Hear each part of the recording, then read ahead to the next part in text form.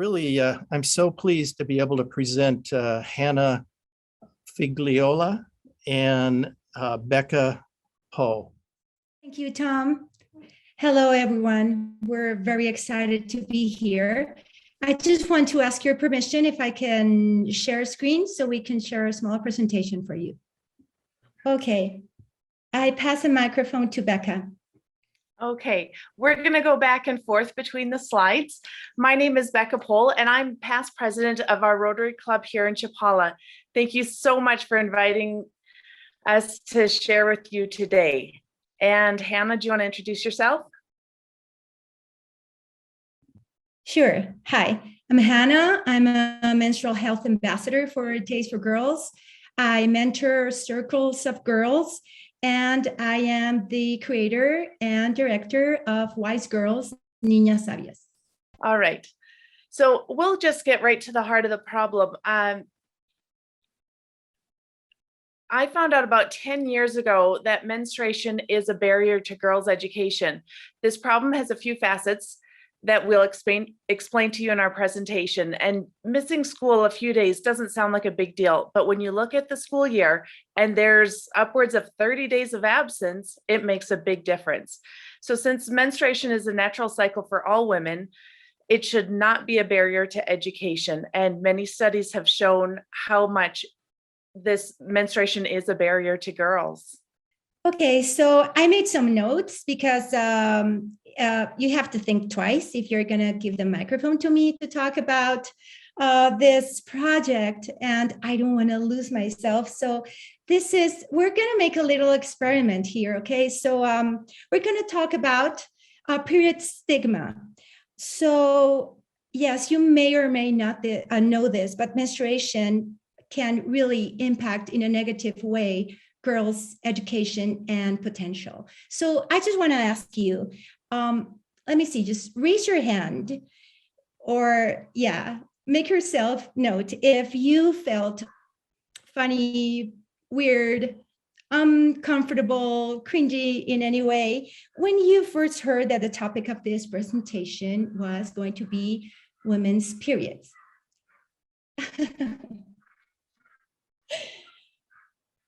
Okay, yeah, so we call this a menstruometer or the stigmometer. We do a similar exercise with girls on our Wise Girls workshop on the first day when we just first approach this very silent topic. Okay, so we asked the girls to write down in a piece of paper the first word that comes to their mind when I first say the forbidden word. The vast majority of girls write down words with a negative connotation. The most common words are fear, shame, disgust, pain. So all of this is part of the stigma that affects girls and women in many ways.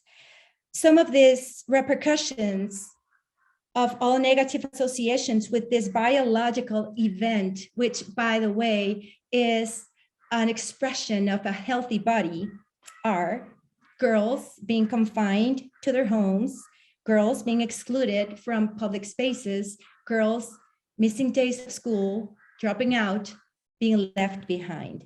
So periods are not a problem, but unless they are seen as a problem, okay? Fast forward, it's possible for girls to shift the period narrative of stigma to a story of honor.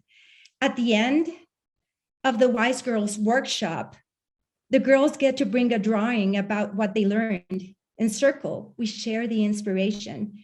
It's possible for girls to be initiated into the wonders of their bodies, for girls to understand the wisdom and inner guidance within their menstrual cycle, for a girl to fully embrace who she is.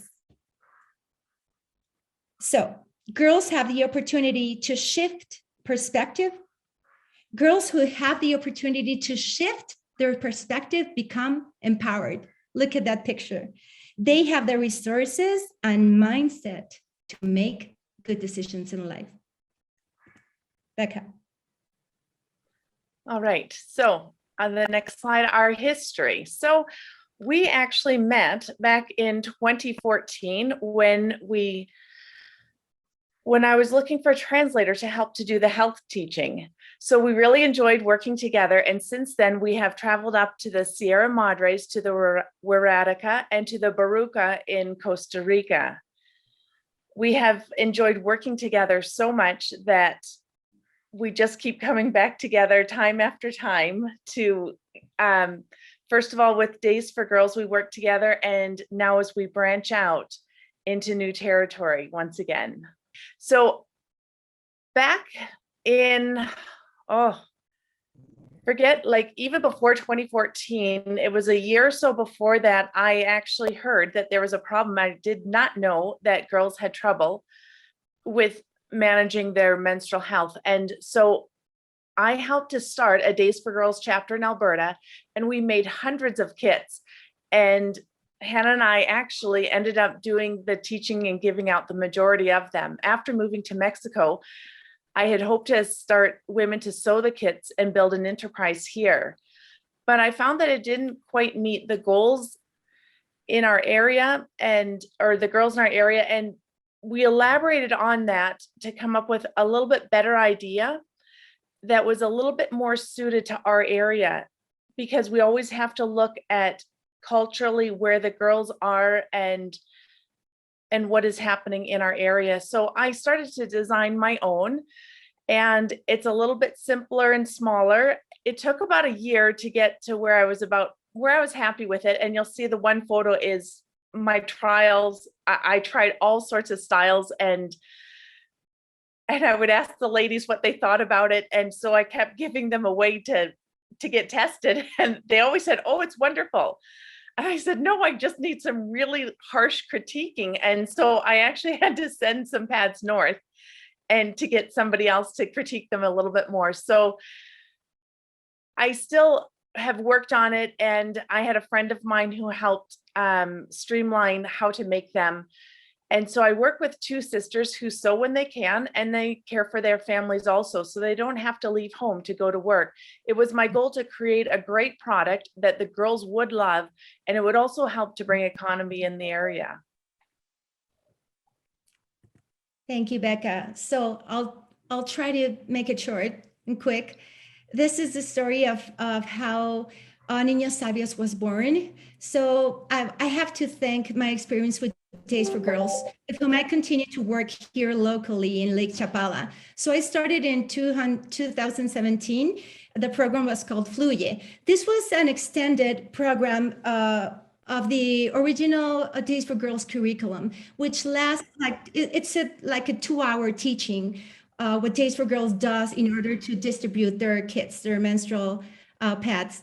So I saw the necessity to extend the education part, because to talk about menstruation leads you to talk about your body, and girls and women do not know our bodies and do not know how they function. So I extended it to a 10-hour program. Okay, 2 hours each day in schools. We work from Monday to Friday. And so I continue to develop and to work with this program. I realized that the best way to teach this was in the format of the circle, the girls' circle. It's a safe space for them.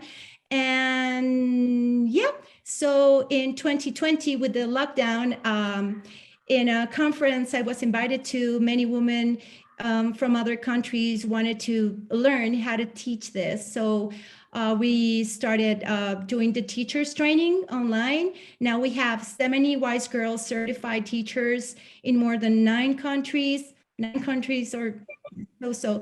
And yeah, up to now, 2,416 girls have received this 10-hour program that has 5 units and have been benefit and empowered by it. Okay, so Niñas Sabias. Okay, so there you can read our mission. Our mission, okay, our mission is to mentor girls to acknowledge their power and own it. Okay. Oops. We are Niñas Sabias, we're wise girls, and we empower girls to fully participate in school and life. Girls who acknowledge their power and own it make informed decisions with their bodies and for the future. Keeping girls in school lifts families and communities out of poverty. Niñas Sabias is committed to educating and uplifting girls so that they are less vulnerable to obstacles preventing access to education and the opportunity to achieve their dreams.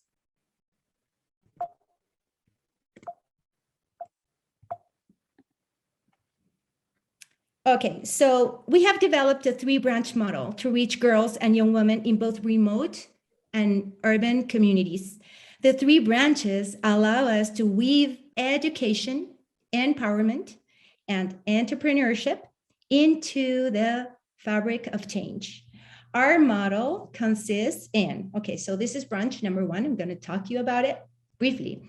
This is our menstrual education program. We call it the Wise Girls Workshop. It's what I just told you about. It's a 10-hour program, 5 units covering menstruation, menstrual health, menstrual taboos,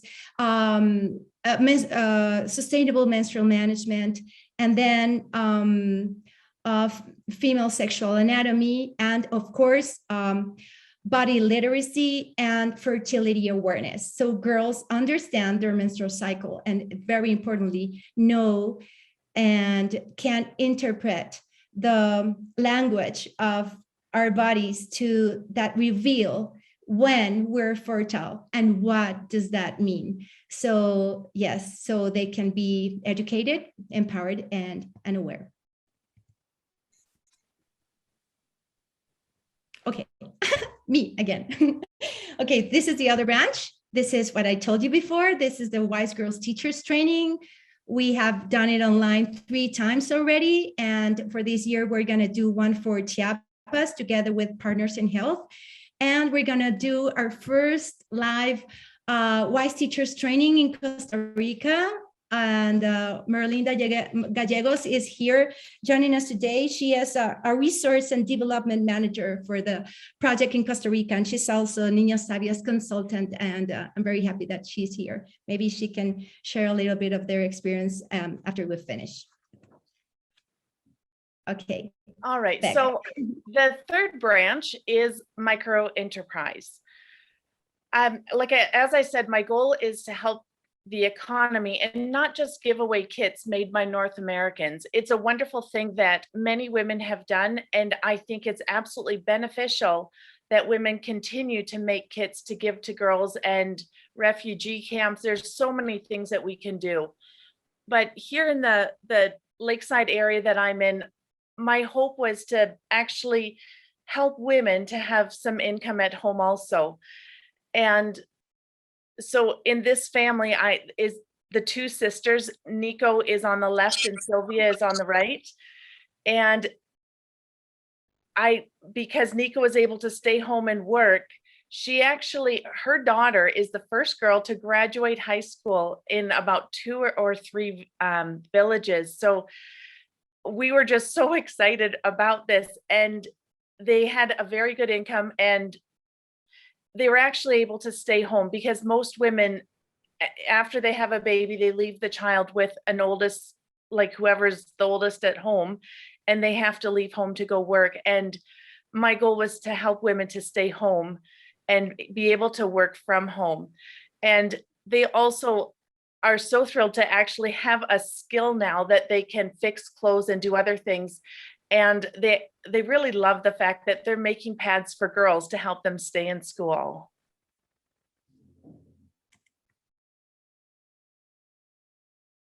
Okay, so this is our 3 branches in a nutshell. So it's the menstrual health and the menstrual education program delivered in the communities by the teachers who are previously certified in a process in a training.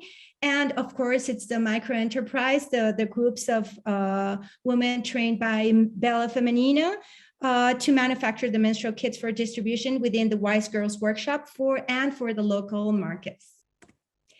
Okay, so together with you who are willing to, we can lead girls on the path to their own guardianship and genuine self-care.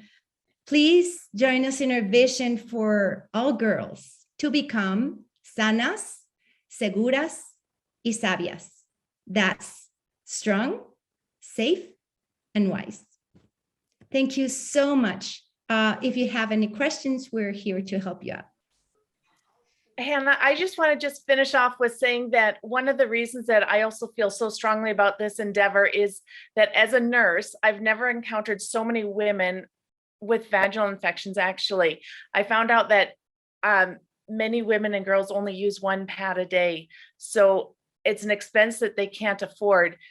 And I just feel if I can't do anything else in my life, if I can get kits to as many girls and women as possible, that's what I want to do. And with a teacher that Hannah trained, we just did a large secondary school, and it was paid for by a grant from a district in Arizona.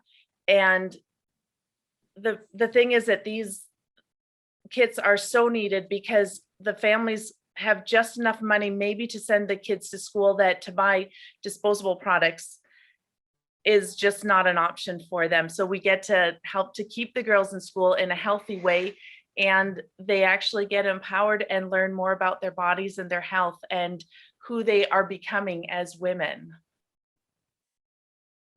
Thank you, Becca. I just want to say briefly that also here with us is Andrea Francini. She's our organizational development manager for Niñas Sabias and our grant writer. And she's here also to help us if you have any questions. Thank you so much for your listening. And Hannah, All right, if anybody has any questions, please raise your hand, and Terry, go ahead. First of all, I want to thank you, Hannah and Becca, for joining us. I know that my fellow women Rotarian and men Rotarian are very, very excited to learn more, and we want to take the class, and we're looking forward to working with you to bring this wonderful, wonderful project to San Miguel de Allende. So thank you. So I encourage any of the women or men, please, please, please ask questions, because that's how we learn. And if you have any input on what we need, I know Carla, you work in the campo and you're from the campo, and so you know the needs of our young girls and women here. So please, please, this is your chance to ask questions. Terry, we have one question in the chat from Liz. Do you include girls before they start menstruating? Yes, that's our ideal age group, just before. So we call it niñas sabias. Niñas in Spanish is girls, like young girls, but our girls are that girls in the transition age, because it makes the whole world of a difference if they can anticipate and even wait for it with a good expectation. Okay, so yes, absolutely. Mm-hmm. We have a question for Merlinda Gallegos on the screen. She's raising her hand. Merlinda, you need to unmute. Buenos días a todos y todas. I am Merlinda Gallegos, and I'm captain of the cheerleaders for Niñas Sabias based out of Costa Rica.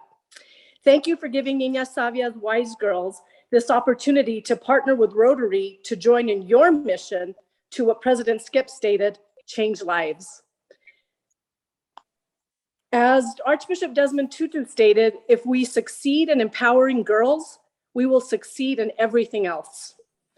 Niñas Sabias Wise Girls founder, my moon sister, Hannah Figueroa, has dedicated her life to empowering girls and changing lives.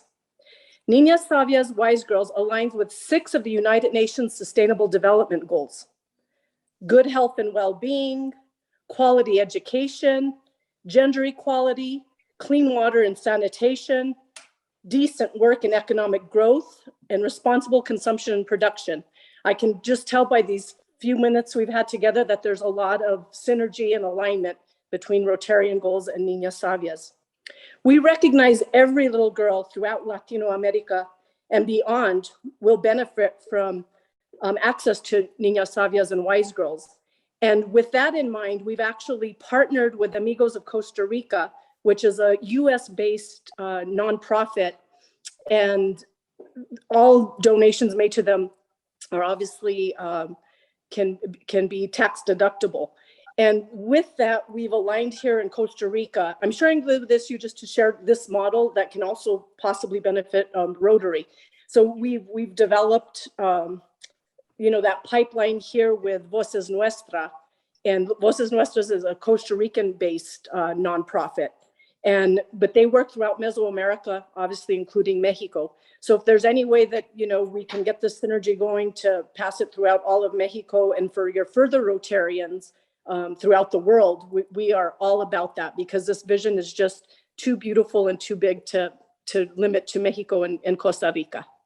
And if you have any questions online or offline, I'd be happy to discuss as well. Thank you.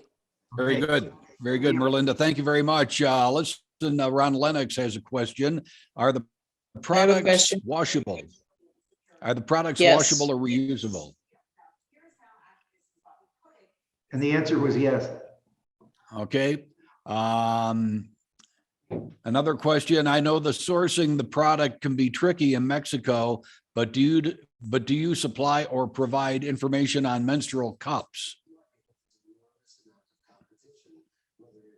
Yes, absolutely. When we talk about menstrual management, we have to know that there are options, and not every option is suitable for every girl and every woman. So they have to know within these options, within the menstrual sustainable options, we have to talk about the menstrual cup. So girls at the appropriate age, and when they decide to, they know that they have this option too. All right, we have a hand raised by Joanne. Joanne, go ahead.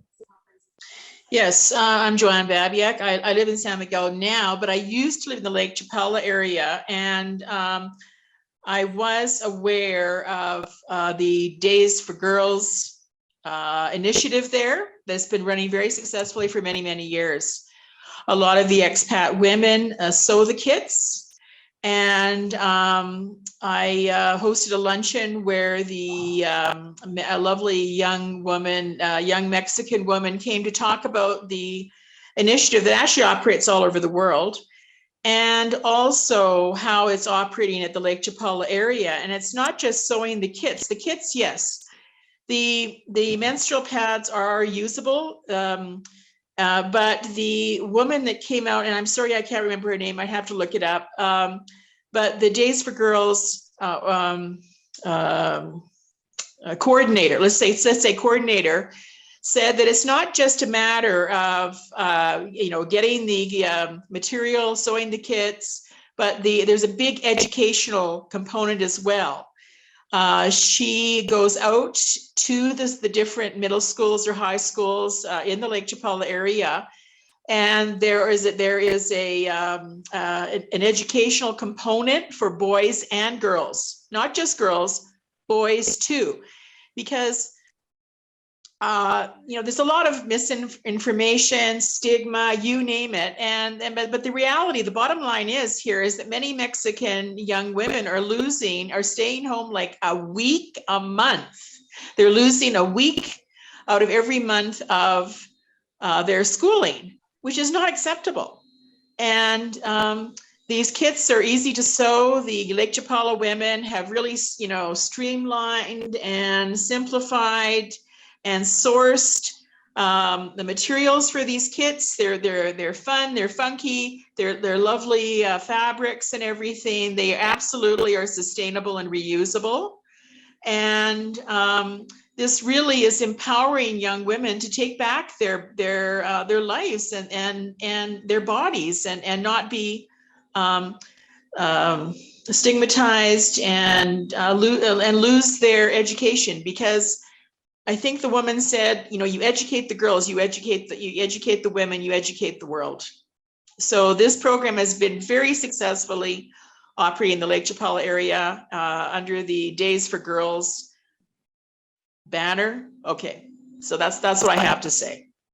Me, Joanne, it was me. It was me. It was you. Myself. I didn't recognize you because you're a blonde. Oh my God. Honestly. My hair used to be dark. Yes. But I've been working with different, I Oh still my work with God. different girls. Yeah, it was Dan and me. We did so much. You came to the community work. luncheon at, Yes. oh my God, the restaurant in San Antonio, my favorite rib yes. place. Yes, Joanne. I'm so glad to see you. It was me. Wow, We're- you look really well. I'm You still were doing it. you That's were my beautiful local before, work. but now you're hot. Holy Oh. cow. Oh, thank you, Joanne. Okay, guys. Thank you. Yes, Carla. Wow. Carla, go ahead. Carla, you have your hand raised. Yes, well, I want to say congratulations for all the activities you developed for helping this very important topic for humans and more for women in this case, but also it's important for us to erase those barriers, just like Hannah said, like that limits or taboos that can be between the genders in this case, or the fear that you have to talk about some topics with your family or including with your mom, with your sisters, etc. It's very important this. And for the team of Midday Rotary Club, we need to see how this can be related with the dry toilet, because we're also applying the water, sanitation, and hygiene topics. And it's also very important because we have already this link with the women in the rural communities where the products are not very available for them. I was explaining last week to Terry and Lee that in the community where my family lives in, they are only like 3 little stores that usually sell like products for consumption, like food, etc. So it's very difficult when those stores that are not like open like all the time are not like able for you to go and buy these products that we need, no? When these stores are closed, they need to move into another community or also be able to have the money to go to come to the city and buy a backup for when they need it. And it's not like very comfortable like for you to go and ask for the neighbor, hi, can you help me because I don't have those products right now. So it's very important that we can think about this like an opportunity for us to link the project and also be able to help the girls, teenagers, and their moms to be able to adapt these alternatives, because we're also stopping the production of the trash and the impact that this creates in the communities specifically. So it is also very important that we need to have in mind the impact that this will create in their economy, but also in the production of the trash that we can just like stop creating. So it's very important because also, for example, I'm thinking right now, no, that sometimes the transportation from town to the communities goes like for 1 to 2 hours. So it's like, that's a period of time where you don't have like access to a toilet because the bus transportation do not have like a toilet, or you need to go like to the mercado and use one of those public toilets. So if we have this kind of backup that lasts longer for our care and that are also taking care of our health, will be like just wonderful. So congratulations for all of what you're doing. All right, thank you, Carla. Anybody else have any other questions for our If guests? I could just speak to there was a question about pads being washable. So our pads are generally fun colors made of organic bamboo velour, and they snap onto the underwear. It's several layers, and the first layer is an organic bamboo velour. Inside is it's a patented product. It's called Zorb. It's out of the United States. I haven't found something that will actually match it here. The next layer is PUL, polyurethane laminate, which does not allow anything to pass through. And then the bottom, we just do, you know, fun things just to keep it looking fun for the girls. They dry really fast. It doesn't take too much water. You wash them out. They dry quite fast. We actually have another product that sits on top to do extra absorbency. I won't get into that though for everybody. And then we also have a little bag, and it's also made out of the PUL. And we have different designs of them so that they can store their soiled pad inside of it. And you actually can get quite a bit of time and not have to change it too often. And so there's a few specific things the way we have designed it, with doing lines to allow the flow to stay within the middle, and the straps, the fact that they don't go all the way to the edge, so that the blood doesn't wick down below. And so I actually used my expertise as a wound care nurse in the past to try to figure this out and to go with it. And they're small, they're discreet, and they're very comfortable. So everybody absolutely loves them. They work well for the girls. Go ahead, Tom. You have a question? Well, when I looked at the Days for Girls pads, it seemed like that the kits, it seemed like there were some underwear for women that don't have underwear. So can you just tell me everything that's in there? They also put a little bar of soap and a Ziploc neck. And could you just describe everything on top of the pad? Sure. So Becca? we have always a cute bag for them to carry things in. So if they need to take it out, it doesn't look, ugly or anything, but we have lots of donated material, and we bring this in and we just use whichever for that, but we always make them look really fun. They get 4 of the pads, and I wasn't going to get into it, but we also have, they're called Labia Pads. Those who are interested can ask me more about those. When they're soiled, they go into this little bag. This takes place of the large Ziploc bag. And we don't have the large Ziploc bags because that's to wash them in. They're not needed like they are in some other countries. There is a purpose behind it, but in our area, we actually don't need that. So we have replaced it with this so that it's smaller and more discreet, that they can, take it to the bathroom, or, nobody's going to see in it. We definitely put in underwear. It is a fact that what you wear under your clothes changes either how you walk or how you hold yourself. And some girls actually don't have underwear and are quite happy to get them. And we can't give a product that snaps around underwear if you don't have underwear to put it onto. So we make sure that they start out with what they need. And we also do the soap and the washcloth because we teach about hygiene in the area and the importance of it. So each part of the kit has a distinct purpose to it. David Bossman, you got your hand raised. Yes, sir. Can you hear me? First of all, I wanted to thank all the presenters and, of course, our own special caller. One or two things occurred to me. We had 50 people on the site today. Imagine if we could get this information out to 500. And the way to do it, I think, with the help of our own Ron Felton, is, as you know, this session is recorded, which is wonderful. I know Ron will perhaps send the link out, and all of our Rotarians will get it out to 2 or 3 people. But something else occurs to me. This session is in English.